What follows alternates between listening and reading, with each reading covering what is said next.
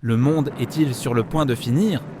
Alors que les crises s'accumulent, un nombre croissant d'hommes d'État et d'analystes parlent avec crainte de la fin de la civilisation humaine.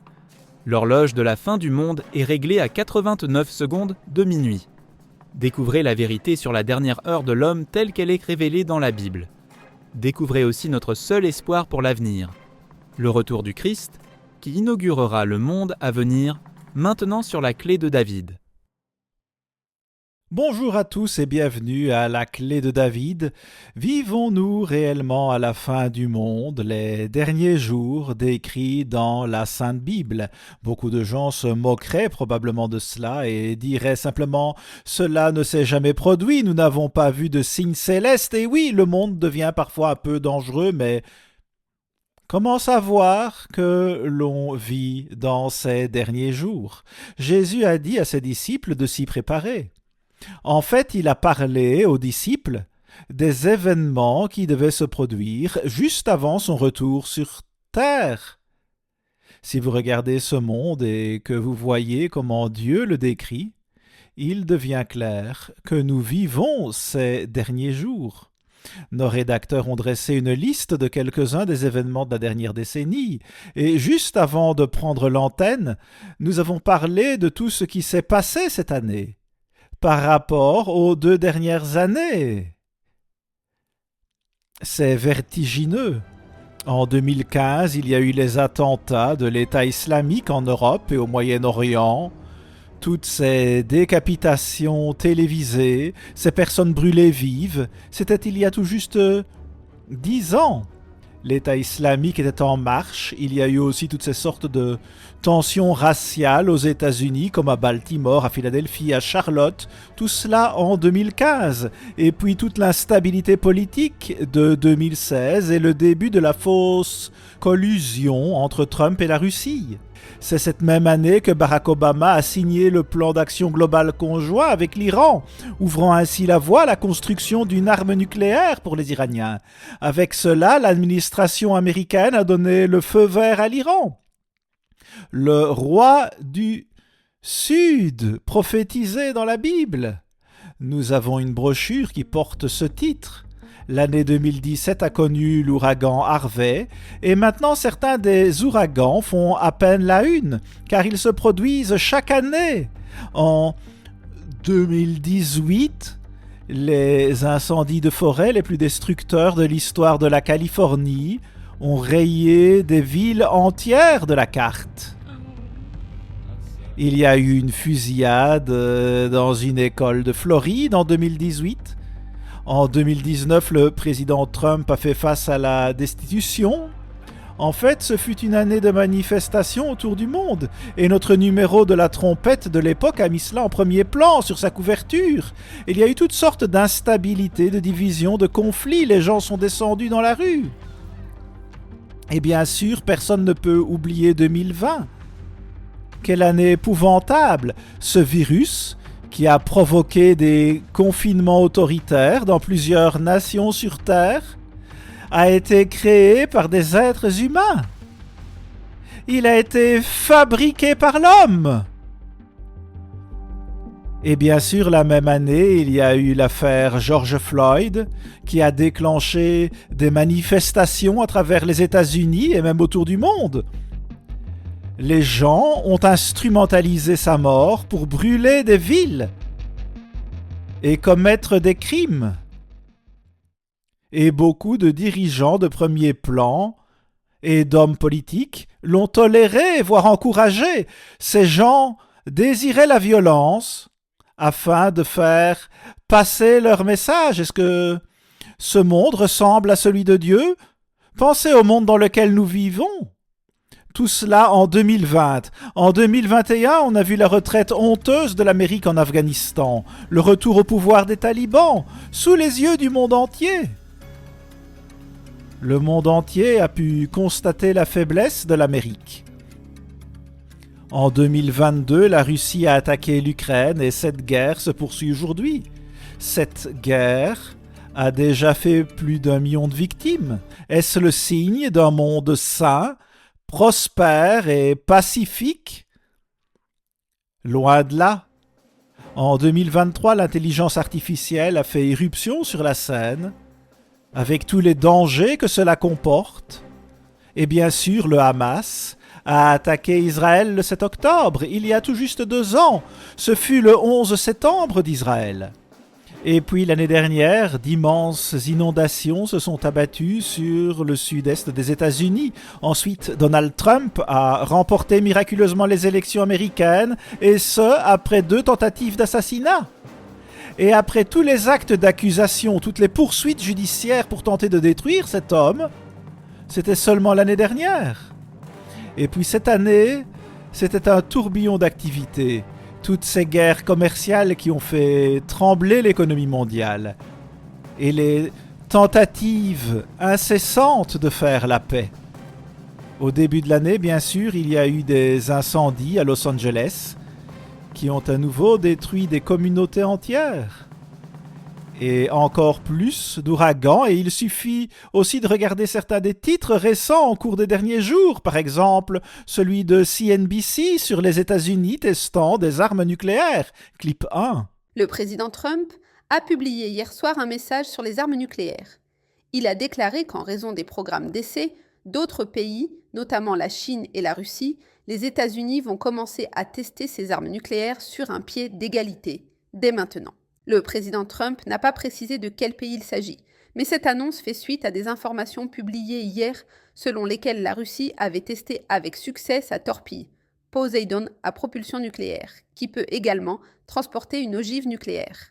Les États-Unis n'ont pas effectué d'essais d'armes nucléaires depuis 1992, date à laquelle le président George Bush a imposé un moratoire unilatéral sur les essais. Eh bien, en 1992, ça fait longtemps, et voilà de nouveau les essais d'armes nucléaires. Les États-Unis doivent le faire parce que la Russie et la Chine le font. C'est étonnant et l'on n'a même pas besoin de lire entre les lignes. Souvent, ces gens disent tout haut ce qu'ils pensent vraiment. Il y a tous ces discours sur la paix, la conclusion d'un accord, la conclusion d'un marché. Et puis souvent, ces éminents fonctionnaires ne cessent de dire que nous avons les meilleures armes et que toutes les nations veulent en acheter. Écoutez-les. Écoutez-les vous-même. N'est-ce pas étonnant ce que disent ces médias américains? On doit tester des armes nucléaires parce que tout le monde le fait. C'est ainsi dans ce monde. Selon le Daily Mail, Trump a demandé au ministère de la Guerre de commencer immédiatement les essais nucléaires et d'expliquer que cette démonstration de force était nécessaire pour empêcher la Russie et la Chine de rattraper le retard dans la course aux armements. Un autre titre de Deutsche Welle, le président américain Donald Trump a déclaré jeudi qu'il avait donné à la Corée du Sud l'autorisation de construire un sous-marin à propulsion nucléaire aux États-Unis. Il y a aussi un article du Télégraphe. Il s'agit en fait d'une critique de livre qui se penche sur le livre de Sergei Plokhy intitulé « L'âge nucléaire ». On peut y lire que selon M. Plokhy, le risque d'un tel conflit est plus grand aujourd'hui que jamais auparavant.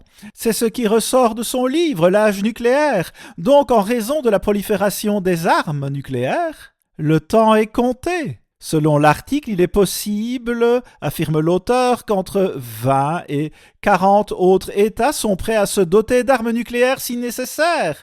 Et il évoque 9 ou 10 qui ont déjà l'arme nucléaire. C'est une conclusion sombre, bien qu'impossible à vérifier complètement. Et le Télégraphe, quant à lui, se contente de qualifier l'information d'invérifiable. Car c'est ainsi que va le monde, mais que se passera-t-il lorsque ces armes seront finalement utilisées? Le fait que l'homme détienne une arme capable d'anéantir toute la civilisation humaine est la preuve en soi que nous vivons dans les derniers jours. Et c'est ce que Jésus a dit dans la prophétie du mont des Oliviers. Il a dit que la situation deviendrait si mauvaise juste avant son retour que si Dieu n'intervenait pas, la civilisation humaine cesserait d'exister. Regardez ce monde. Galates 1, verset 4 dit que c'est un monde mauvais. L'autre jour, je parlais aux étudiants sur le campus de tous ces efforts et de comment l'on ne peut pas accuser certains diplomates de mauvaise foi, car ils sont sincères en essayant de faire la paix. On pourrait au moins s'attendre à ce que les dirigeants mondiaux fassent ainsi. Mais ils parlent aussi de ce monde comme si c'était un endroit où il fait bon vivre, et ce n'est pas ainsi que la Bible le décrit. C'est un monde maléfique. Dans Apocalypse 18, le verset 4 dit qu'il faut sortir de ce monde. 2 Corinthiens 6 et le verset 17 dit de se séparer de ce monde. Tel est le jugement de Dieu. Et dans 2 Corinthiens 4, verset 4, Dieu dit que Satan est le Dieu de ce siècle ou de ce monde. Ce n'est pas une bonne chose, le monde actuel est mauvais. L'apôtre Jean a dit que si l'on aime le monde et les choses de ce monde, l'amour de Dieu ne peut pas demeurer en nous. C'est l'enseignement de Dieu et il est cohérent du début à la fin de la Bible. Dieu dit de sortir de ce monde mauvais et trompé. Apocalypse 12, verset 9. Sortez de ce monde. Remarquez 1 Thessaloniciens. Je vais vous présenter quelques versets de ce passage, car j'aimerais m'attarder sur la tentative de l'homme de faire la paix, d'être un artisan de paix. Dans 1 Thessaloniciens 5, au verset 1, il est dit « Pour ce qui est des temps et des moments, vous n'avez pas besoin, frères, qu'on vous en écrive, car vous savez bien vous-même que le jour du Seigneur viendra comme un voleur dans la nuit. Mais pourquoi serait-ce une surprise ? Pourquoi la plupart des gens ne seraient-ils pas du tout préparés à cela, alors que Dieu l'expose dans les Écritures? Il nous dit ce qui va se passer avant que cela n'arrive. 1/3 de votre Bible est constitué de prophéties. Nous avons d'ailleurs une excellente brochure sur laquelle j'aimerais attirer l'attention aujourd'hui. Elle s'intitule « La dernière heure ». Cette brochure a été écrite par mon père il y a quelques années et elle vous met au courant de la situation dans laquelle nous nous trouvons. Nous sommes en fait dans les derniers jours et ce n'est pas le monde de Dieu. Cette brochure parle du monde de Dieu et de son avènement.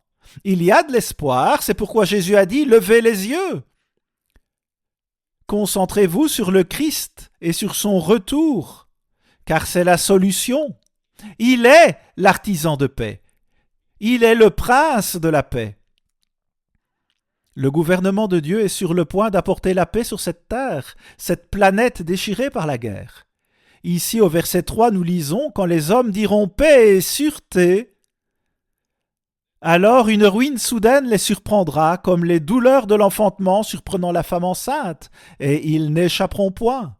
Nous ne pouvons pas échapper à ce qui vient. Une destruction soudaine s'annonce. » Et l'apôtre Paul, sous l'inspiration de Dieu, dit ici que les ambassadeurs de la paix parleront de la façon dont ils ont mis fin à toutes ces guerres et ont signé tous ces accords, et de comment il y aura une paix éternelle.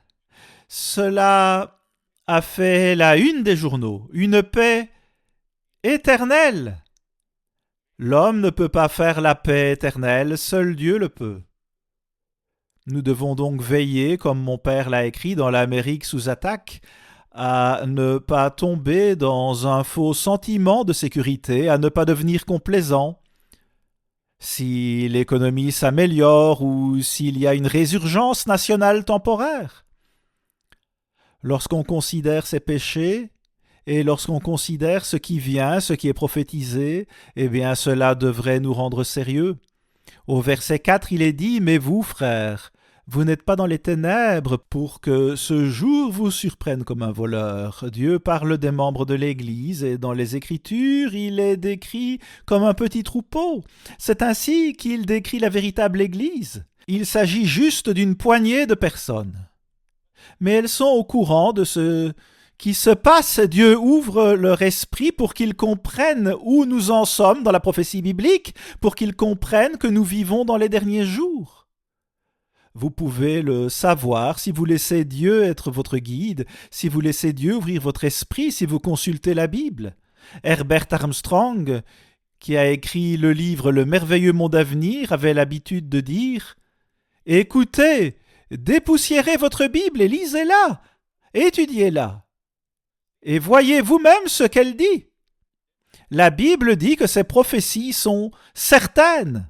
Au verset 5, il est dit « Vous êtes tous des enfants de la lumière et des enfants du jour. Nous ne sommes point de la nuit ni des ténèbres. Nous sommes capables de voir. Nous pouvons voir. » Lisez vous-même le 3e chapitre de Jean. Dans Jean 3, versets 18 et 19, il est dit que Jésus est venu comme une lumière pour ce monde. Il a apporté la lumière sur terre. Mais l'homme l'a rejeté parce qu'il aime les ténèbres. C'est ce que dit la Bible, nous aimons l'obscurité.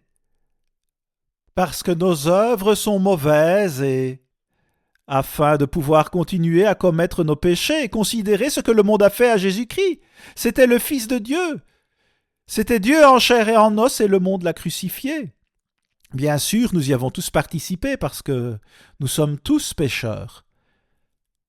Verset 6, « Ne dormons donc point comme les autres, mais veillons et soyons sobres. » Observez les événements mondiaux. Jésus a dit la même chose dans Luc 21. « Veillez et priez. Veillez et soyez sobres. Veillez et agissez selon la précieuse vérité de Dieu. » Le verset 7 dit « Car ceux qui dorment, dorment la nuit, et ceux qui s'enivrent, s'enivrent la nuit. » Verset 8 « Mais nous qui sommes du jour, soyons sobres, ayant revêtu la cuirasse de la foi et de la charité, et ayant pour casque l'espérance du salut. » Revêtez l'armure de Dieu afin de pouvoir résister aux attaques du diable. Satan est réel. Son armée de démons est bien réelle. En fait, Apocalypse 12 dit qu'ils ont été précipités sur terre et qu'ils y sont confinés. Et c'est pourquoi le monde est si mauvais. C'est pourquoi il y a tant de violence. C'est pourquoi les violences sont en large mesure célébrées. Nous célébrons le crime et le mal sous toutes ses formes. Regardez Luc 21, j'en ai parlé tout à l'heure. J'ai déjà lu un passage de l'épître de Paul aux Thessaloniciens, mais ici, dans Luc 21, remarquez ce que dit Jésus au verset 28. Quand ces choses commenceront à arriver, redressez-vous et levez vos têtes, parce que votre délivrance approche. Je vous laisse le soin d'étudier tout le chapitre. Étudiez Matthieu 24, et vous verrez de quoi il parle, de quels événements il parle, et combinez-le avec le 6e chapitre d'Apocalypse, et Jésus dit que lorsque vous verrez ces choses, levez les yeux. En d'autres termes, concentrez-vous sur le royaume à venir, sur le retour du Christ. Colossiens 3, verset 2 dit la même chose. Remarquez 2 Timothée 3 et le verset 1. « Sache que, dans les derniers jours, il y aura des temps difficiles. » Dieu dit que nous devrions le savoir. Nous devrions le savoir. C'est décrit dans la Bible. Les temps dangereux viendront dans les derniers jours. L'apôtre Paul a donc écrit sur les derniers jours. Et les moqueurs diront que c'était il y a 2000 ans et que cela n'a jamais abouti. Et ils le rejettent donc, ils s'en moquent, c'est même ce qui est prophétisé se passer dans les derniers jours. C'est l'apôtre Pierre qui l'a écrit. Voici un extrait du livre de Herbert Armstrong, « Vivons-nous dans les derniers jours ?» En parlant de 2 Timothée chapitre 3, il écrit « Comme il est clairement dit, il s'agit d'une prophétie pour les derniers jours. Lorsque j'étais petit, il y a 90 ans, de telles conditions n'existaient pas, ni n'étaient en train de s'aggraver comme c'est le cas ces derniers 20 ou 30 ans. » Donc M. Armstrong a également souligné comment le monde est en train de changer. Et là encore, les gens peuvent se moquer. Eh bien, M. Armstrong est mort et on est maintenant en 2025. Je suppose que ça va continuer encore et encore, disent-ils. Mais le Christ a dit que lorsque vous verrez ces choses arriver, relevez la tête, levez les yeux. Considérez les temps dans lesquels nous vivons. Il a également écrit Dans toute l'histoire, jusqu'à la bombe à hydrogène d'il y a environ 30 ans, il n'y a jamais eu d'arme capable de détruire toutes les villes sur Terre. Il est significatif que cela ne soit devenu possible qu'à l'époque où l'évangile du royaume était prêché dans toutes les nations du monde entier pour servir de témoignage. Le monde a été averti. Monsieur Armstrong a servi de témoignage en prêchant l'évangile. Et bien sûr, nous avons marché dans ses pas. Dieu tend la main au monde, Dieu tonne un message d'avertissement et un message d'amour. Au verset 2, c'est la description que fait l'apôtre Paul des derniers jours. Alors faites attention à ceci, car les hommes seront égoïstes, amis de l'argent, fanfarons, hautains, blasphémateurs, rebelles à leurs parents, ingrats, irreligieux. C'est une très bonne description de notre époque. En fait, c'est une description parfaite. Au verset 3, il est écrit « insensibles, déloyaux, calomniateurs, intempérants, cruels, ennemis des gens de bien ». Si vous faites du bien, vous deviendrez une cible, et le diable et son armée de démons vous poursuivront et essayeront de vous détruire. Le verset 4 dit « traître, emporté, enflé d'orgueil, aimant les plaisirs plus que Dieu ». Et au verset 5, ayant l'apparence de la piété, mais reniant ce qui en fait la force, et Paul dit « éloigne-toi de ces hommes-là ». Ce monde est rempli d'églises et aujourd'hui, l'on parle d'une résurgence religieuse en Amérique et aussi en Europe, mais cela passe sous silence les problèmes de nos nations, les péchés de nos nations. Et nous nous trompons nous-mêmes en pensant que nous sommes croyants si nous nous présentons d'une certaine manière. Si nous portons un certain type de bijoux, si nous évoquons un peu Jésus lorsque nous parlons de l'actualité. Mais quelle est la perspective de Dieu? Que voit Dieu lorsqu'il observe ce monde? Et pourquoi l'apôtre Paul le décrit-il comme un monde mauvais? Aujourd'hui, de nombreux croyants regardent ce monde et ils l'adorent et considèrent la résurgence religieuse comme une résurgence nationale. Ils pensent que les gens deviennent plus spirituels. Mais est-ce le cas? Cela a l'apparence de la piété, tout en reniant la puissance de Dieu. Cela renie le gouvernement de Dieu. Et l'apôtre Paul a dit que nous devrions nous en éloigner. Au verset 7, nous lisons « Apprenant toujours et ne pouvant jamais arriver à la connaissance de la vérité ». C'est le grand paradoxe dont Herbert Armstrong a souvent parlé pendant son ministère. Comme je l'ai mentionné au début, il y a toutes sortes de progrès, comme l'intelligence artificielle qui fait irruption sur la scène, changeant radicalement notre monde. Et pas pour le meilleur. La situation ne s'améliore pas. On peut avoir l'impression que tout s'améliore parce que la technologie progresse.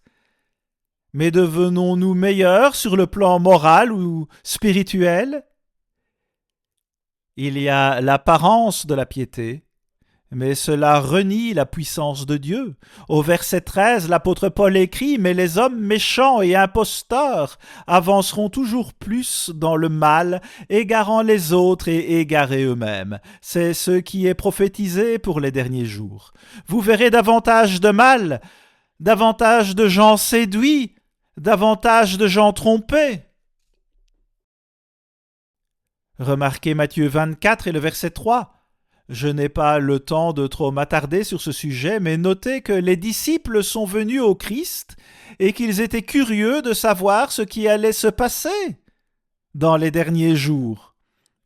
Ils voulaient savoir quand cela se passerait et à quel moment le Christ reviendrait. Il n'y a pas de mal à étudier les prophéties bibliques. Les gens dans le monde, même les croyants, s'en moquent parfois, Mais si un tiers de la Bible est constitué de prophéties, cela signifie qu'elle est très importante. Verset 3. Il s'assit sur la montagne des Oliviers et les disciples vinrent en particulier lui faire cette question. « Dis-nous quand cela arrivera-t-il ? Et quel sera le signe de ton avènement et de la fin du monde ?» Si vous continuez à lire ce chapitre, vous remarquerez que Jésus ne dit pas de ne pas se pencher sur la prophétie, il n'écarte pas la question, il ne dit pas qu'on peut se permettre d'ignorer les signes, et qu'il suffit d'aimer Jésus en son cœur. Au lieu de cela, il leur a parlé de nombreux signes.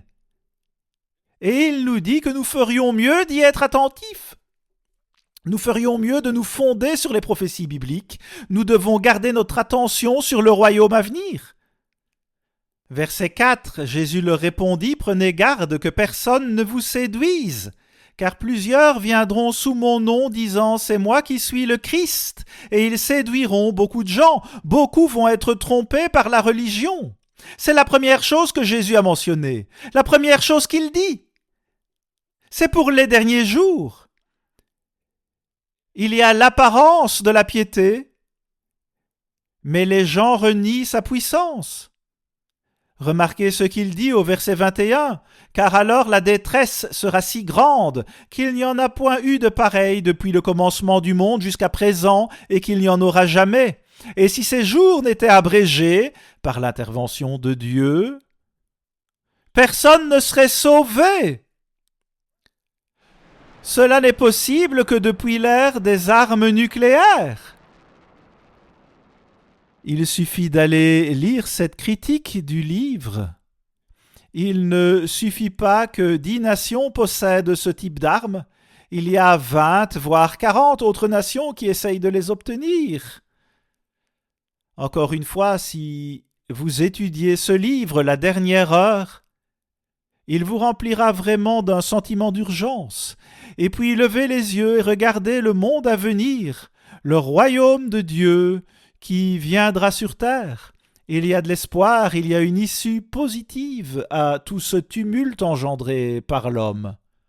Alors nous touchons maintenant à la fin de l'émission d'aujourd'hui. Merci de nous avoir accompagnés et l'on se retrouvera la semaine prochaine.